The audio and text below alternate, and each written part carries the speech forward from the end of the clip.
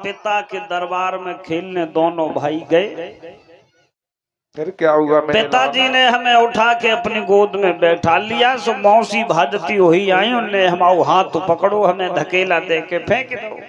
बेटा कोई बात नहीं, वो भी हमारी माँ है मौसी, हमें बिल्कुल दुख नहीं, लेकिन हम एक बात पूछना चाहते हैं। क्या कहना चाहते हो मेरे लाल?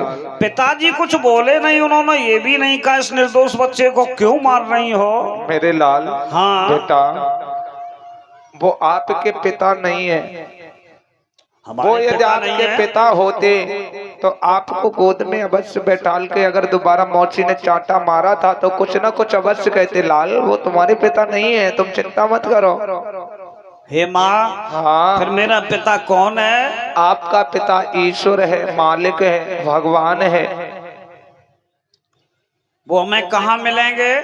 बेटा जब तुम वन में भजन करने के लिए जाओगे, थोड़े सियाने हो जाओ तब वन में भजन करने के लिए जाना और वहाँ भगवान की तपस्या करोगे, आपको भगवान की प्राप्ति वहीं होगी, वहीं तुम्हारे पिता तुम्हें मिलेंगे। एक बात कहूँ माँ? हाँ लाला, तुम ऐसा करो, हम समझदार हो गए हैं, हमें आशीर्वाद दो और हम जब तक पिताजी के दर्शन नहीं कर लेंगे, उनकी गोद में नहीं बैठ लेंगे, तब तक हम लौट के घर में नहीं आएंगे। मेरे लाला इतना अटल विश्वास, अटल परीक्षा मत लो। इतनी बड़ी अभी आपकी आयु नहीं है, भजन के योग्य आपकी उम्र नहीं हुई है लाल।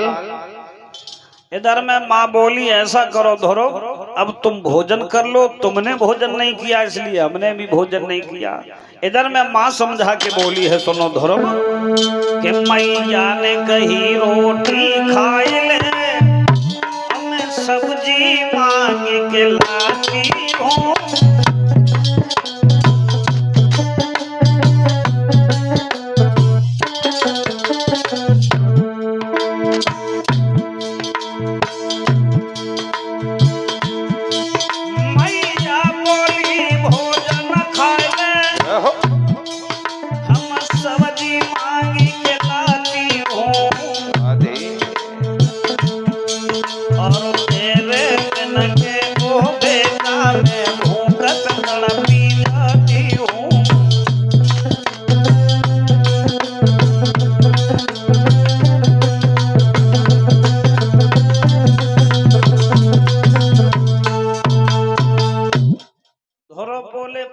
मंदिर में पहुंचा दिया, अब तुम नाली की ओर खींच रही हो। तुम भोजन की कह रही हो, पानी नहीं पिएंगे जब तक हमें पिताजी के दर्शन नहीं हो जाएंगे तब तक। मेरे भक्त उसी समय ध्रुव झुक करके अपनी माँ के पैर छूते हैं और उसके बाद आशीर्वाद लेते हैं। क्या हुआ? सोई छोए मैया के पाए रे, चले ध्रुव तपधारी।